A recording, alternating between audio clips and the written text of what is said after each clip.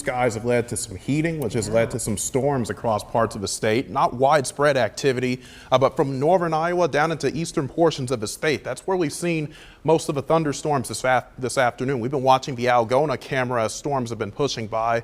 Right now, partly cloudy skies, but you can see those towering cumulus there in the distance. Those are those storms that have been pushing off to the southeast. 84 is the temperature in Algona right now. A little breezy wind out of the west at 15 miles per hour. This is a look at where storms are moving right now. Highway 20 corridor is really lighting up with a lot of activity. At times, we've had over 1,000 strikes of lightning. We'll turn off some of the lightning here so you can get a better view of where those storms are located.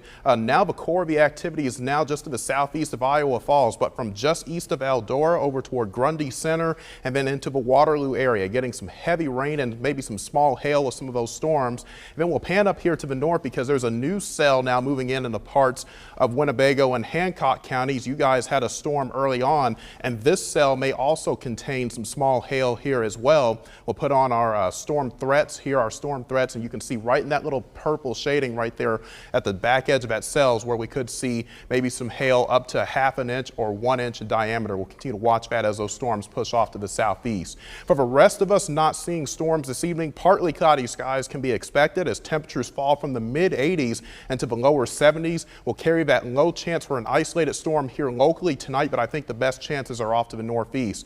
Our pattern continues to support these daily storm chances. We have one disturbance pushing through right now, another system downstream, and all these systems are rotating around this heat dome that has been basically baking the southern half of the country. You can see all those heat warnings in place from Texas to California. Here locally, though, there are those scattered showers and thunderstorms, a few more forming back into South Dakota and Nebraska. We'll watch for the rest of these as they push off to the southeast tonight. You can see especially closer to the midnight hour and locations along and north of Highway 20 will have the best chance of seeing some of those storms. Most of those weaken as they push off to the southeast during the early morning hours, but we do need to keep an eye on our northwestern zones because that's where a marginal to slight risk of severe weather is in place. And similar to what we've seen this afternoon, the main threats will be damaging straight line winds and hail.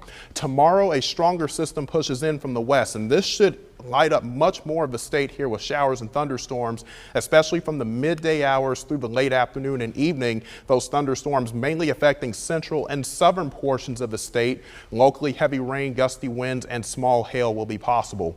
Overnight lows will be in the mid to upper 60s with the best chance of storms again along and north of Highway 20.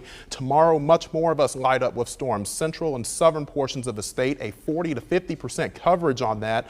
We'll carry our temperatures in the mid 80s through tomorrow and going into Saturday and Sunday as well. New thunderstorms are possible as we move into Sunday afternoon and Sunday night, but then as we move into early next week, temperatures will begin to cool off there with highs in the lower 80s going into Monday.